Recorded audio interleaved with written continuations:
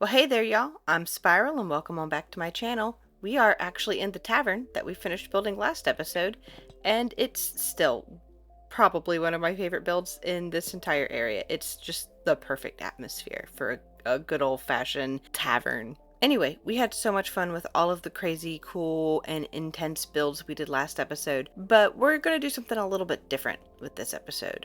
Last episode was dedicated to building and fleshing out more of the world, and this episode we are gonna go and play around in the Nether a little bit. So we're officially updated to 1.21.8 with this update, and that means that we're gonna go into the Nether and try to get ourselves a dried ghast or a couple. And I have explored most of the nearby Nether, so we're gonna have to go pretty far to find a chance at getting a dried ghast. But we're going to give it a try, and we're going to figure it out one way or another. And if we can't find a dried ghast, we'll make one. We'll make one happen. I do also want to get some farms established, specifically in the Nether, so we might start working on our Nether hub this episode, and then trying to figure out good places to put a Froglight farm and some other kind of Nether-based farms, such as like a gold farm and stuff. So we're gonna have a pretty busy episode, full of exploring and a little bit of building, even though it'll be more technical than the more creative building that we do here with the shops, for example. Anyway, we're gonna hop right to it. I'm gonna go and get into the Nether, and we're gonna go find ourselves a baby ghast. So once I entered the Nether, I flew around for about 10 minutes looking for a Soul Sand Valley I hadn't visited before. I've explored quite a bit of the Nether around my portal area, so I had to head out pretty far. Thankfully, the one I did end up finding was huge, and I managed to snag a good handful of dried ghasts. They're so little and pitiful looking, guys, I can't handle it. Skeletons were annoying as always, but were fairly easy to dispatch, and hey, I managed to make it back from the Nether without dying. That's pretty new. Once I got back home, I set up a little area to hydrate my ghastling, then took off to the nearby mountains to gather some snow to feed him when he woke up. And when I returned... Oh, I was gone when he was born. I'm so sorry. Come here. I have snowballs. Oh, hi, baby. Of course, tragedy was soon to follow. What? Where did he go? Did he die? Wait, where did he go? I was gone for a second. Oh my god, he died. Good thing I grabbed all those extra dried ghasts, right guys? I set up a second baby to hydrate, then waited. And before long... My baby! Hello! Hi, baby! This time, I had my name tag ready, and after our ghastling grew into a charming and sweet happy ghast, we named him. Everyone, meet Parsnip. Okay guys, so we got the baby. We have Parsnip. Now we're gonna do something probably dumb, but it's kind of necessary for the next steps. And the next steps include making a Nether hub. Originally, I was planning on doing something, on the Nether floor and making some kind of complicated railway to get through so we can see the Nether as we're traveling through it, but that just didn't work out. There were too many ups and downs and it wouldn't have worked. So we're going to go on the Nether roof, which I've only done once, and hopefully I don't die doing it this time. Even if I do, I've just got the bare minimum on me. So hopefully we'll be able to do this pretty quick, and then we'll be able to start building our Nether hub on the roof. Let's go. In order to determine where my portal would be on the roof, I aligned where I wanted the center of my roof portal to be with my current portal, then towered up until I got to the bedrock roof. Once there, I popped down some ladders to get as close to the roof as possible, aimed at the corner of 2 blocks, and tossed an ender pearl. Thankfully it worked. Once on the roof, I double checked that my coordinates were correct, then built the roof portal. Well, sorta. I might have forgotten something important on my way up. Oops. I didn't bring a flint and steel with me. I didn't bring a flint and steel, guys. I might... In order to get back home, I tossed my items in my ender chest, towered up using some netherrack I gathered, and then, well, let's just say I went home early, shall we? And then I headed back to the nether roof with 0 problems, and nothing was frustrating, and everything happened exactly how I wanted it to. Once I was back on the roof though, I did realize that I needed to turn my portal so that it was facing east-west. So I tore it down, rebuilt it, and then finally lit it. I jumped through, was stoked that it was correctly connected to my home portal, then jumped back through with a junk pick, broke the lower portal, and made some zombie piglins a little mad, then headed home. The next time I headed through my roof portal, it was fully and properly connected to the roof portal.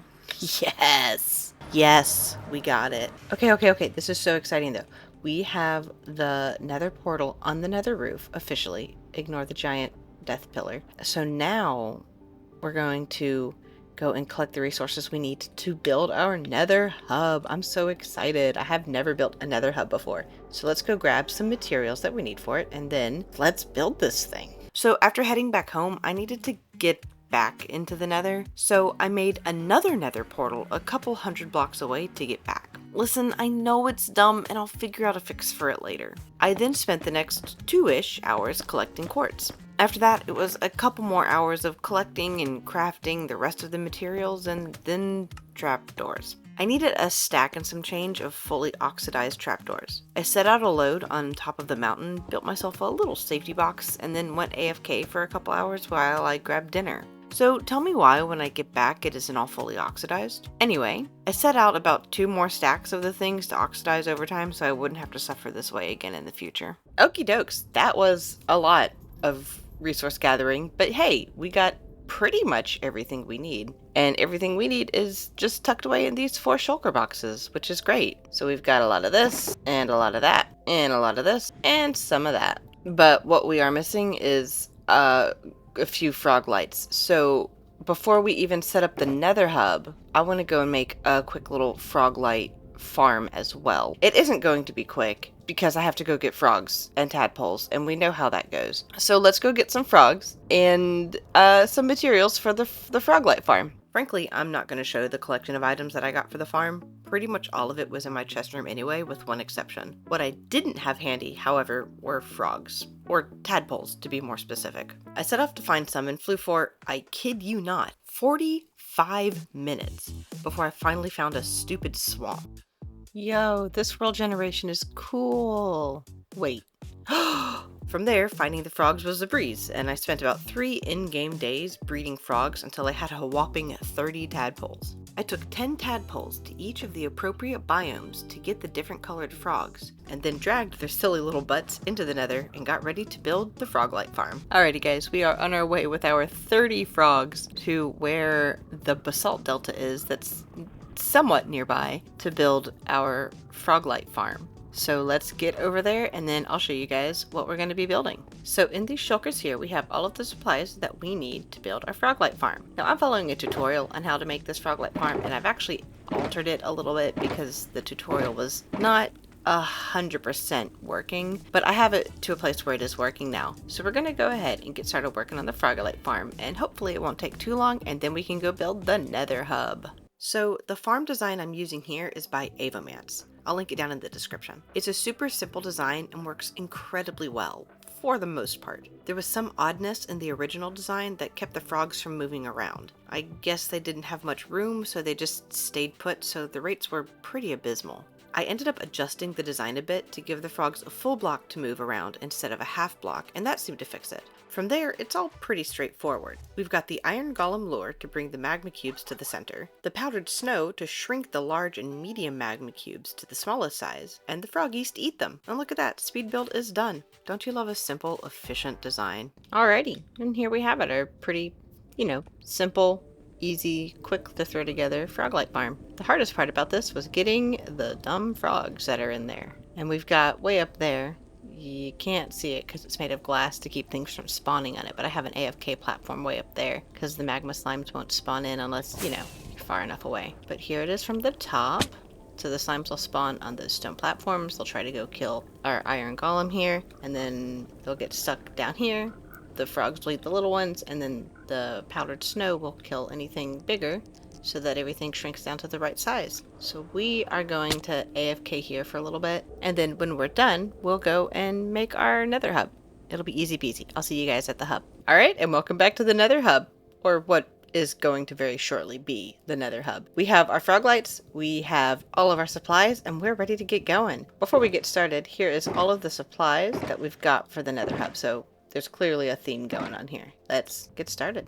When I originally designed this nether hub, I really wanted something round and circular. I did a lot of building while streaming on Twitch, and the original design was in the lower nether, not on the roof. I ended up scrapping that design because it looked a bit too much like a Pokeball, and I realized that building roads to various farms in the nether would be pretty complicated versus just building them on the roof. I looked at a lot of other people's nether hub designs while working on this, and I really liked this one by Enchanted Architecture. I really love the palette that they use, and it helped inspire this build. I did want something a bit more menacing and towering though, so I aimed for a somewhat ominous, almost cathedral-like design. I don't think I quite hit the mark on the cathedral front, but I like it nonetheless. In the end, this is more of a utilitarian building than anything else. It'll help me get to the necessary farms to expand the world, and maybe we can weave some storytelling elements into it later, but for now, I think that it's lovely and does exactly what I need it to.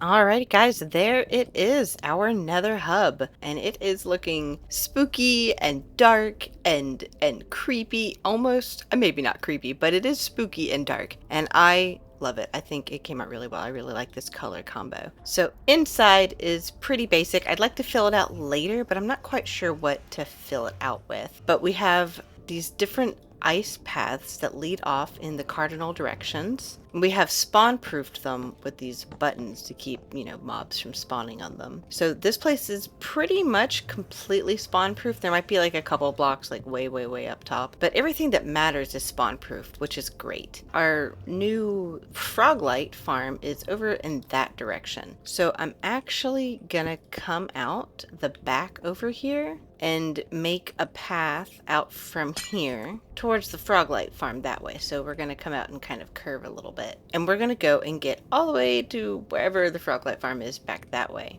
Alrighty guys, we have got the rail finished because yes, I had to change it to a rail. It was going to be an ice path, but that just didn't work out. I've got this big turn coming up, and with ice and a boat, it was a mess. So we're in a rail cart, and it's not as fast as I would like it to be, but beggars can't be choosers, and I'm happy enough with it. Thankfully, it doesn't take too long to get over to the slime farm, and if push comes to shove, it's super easy to just fly back. It's not a big deal. Maybe we'll be able to keep these ice paths for other things that are more of a straight shot as opposed to something that's curved off. But either way, I'm very pleased with it, even if it's a little slow. And at the very least, I know exactly where I need to go because it's a very helpful path. But anyway, guys, that's going to be it for this episode. Next time, we're going to get the rest of our nether farms built, and then we're going to jump back into the overworld for some more fun building over there. I tried something a little different with the editing with this video, and I hope you guys like it. Please let me know if you did or didn't, because, your opinions matter, and I appreciate them. If you liked the video, I'd really appreciate a like, a comment, or even a subscribe. It would really mean a lot to me, and it helps me out a whole bunch. And that's it for today, guys. I hope you had a good time. I know I sure did, and I will talk to you next time. Bye!